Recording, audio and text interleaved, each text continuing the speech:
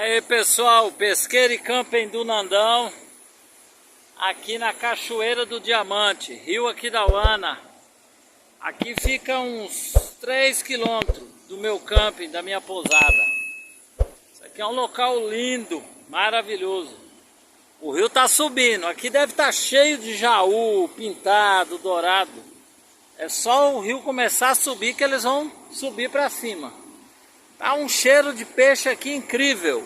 Pesqueiro e camping do Nandão.